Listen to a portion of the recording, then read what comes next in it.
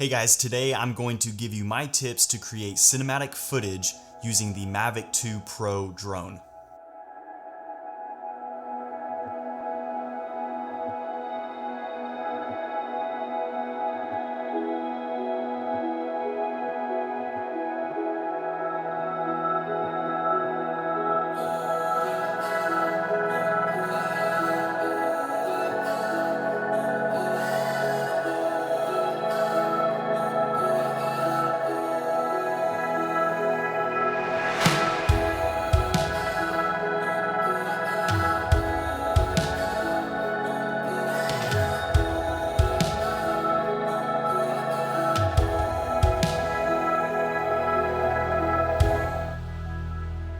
So there's three phases when talking about getting a cinematic looking film. It's the before, the during, and the after phase. Most people put all their focus on the after phase, talking about how the color correction and the color grading can fix any issues they had while shooting, and they'll just fix it in post. It's really not a good attitude to have.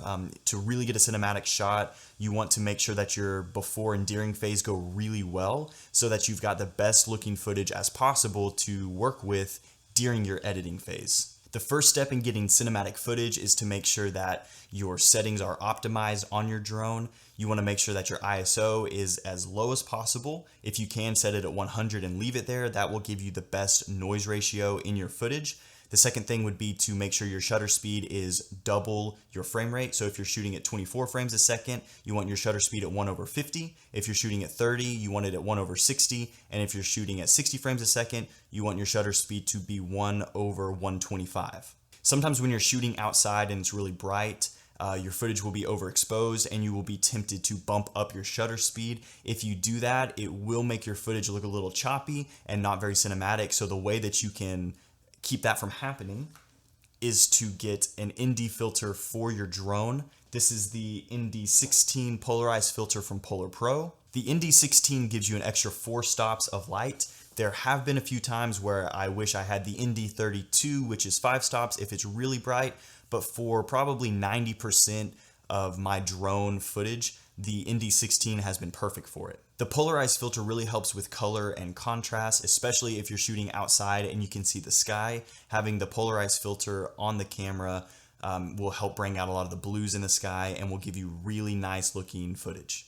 Then you want to make sure that your drone is shooting in the log file format. That's going to give you the most dynamic range and the most control over your color correction and your color grading in post. And you can change that in the settings of your drone. You also want to be shooting in the codec H.265 rather than H.264, and that will just give you a little more information in your footage and again will help in the color grading process.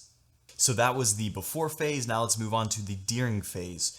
And one of the main things to think about when you're shooting with your drone is what time of day should you get your shots and what direction should you be facing. You can look at this shot, and this was shot with the sun. So the sun was behind me. The type of shot you're going to get with this is a very contrasted, very bright, a lot of saturation. It looks really good.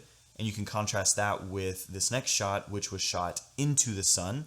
I did wait until sunset to get this shot, but I shot facing the sun, and now you have kind of a more faded, a much darker foreground, not as much detail and brightness and color in the shot, but still a very cinematic looking shot.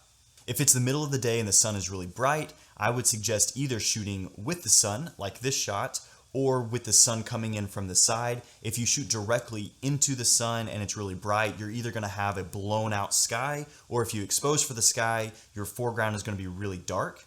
If you do want to shoot directly into the sun, I suggest either shooting at sunrise or sunset. With the sky being a little bit darker, this allows you to get a lot more detail out of your foreground. But my favorite way to get cinematic footage during the day is to shoot when the sun is coming in from the side, like in this shot. When you're not directly into the sun or shooting with the sun, you kind of get the best of both worlds where you still get the saturation and contrast that you want, but you don't have a blown out sky or a foreground that is really dark. So my two favorite kinds of cinematic drone shots would be the parallax and the slow tilt up while moving forward. So the parallax shot is a circular movement that moves around an object, and while the drone moves in one direction, the camera turns the opposite direction and it keeps your subject right in the middle of the frame. You can learn to do this movement yourself, or you can use the function inside the DJI app that allows you to set your focus point and it circles around your object for you. I also really like to tilt the camera up like I did in this shot where I started out over the bridge and then slowly tilted the camera up to reveal the sky. It's pretty subtle, but I think it's a really cool cinematic shot. So once you get your drone shots exactly how you want them, now we can move on to the video editing process. This is not a color correction or color grading tutorial, so I'm not gonna go in depth into that. But I will say that if you get the shots looking good in the camera, it will make the color correction and the color grading much easier. My tips for editing cinematic footage would be to either build or find some LUTs online that will help you in your color grading. There's some really good ones out there that are either free or for purchase. I've created 2 different LUTs that I used in this project that are specifically designed for the Mavic 2 Pro DLOG profile, and both of those are available for download for free in the link in the description. And if you want to increase the cinematic look of your footage just a little bit more, you can add widescreen bars to it. I've created 2 different ones, one that I call wide and one that I call ultra wide. And both of these are also available for download for free in the link in the description below. So those are my tips for creating cinematic footage with your drone. Thank you for watching this video, and I will see you next time.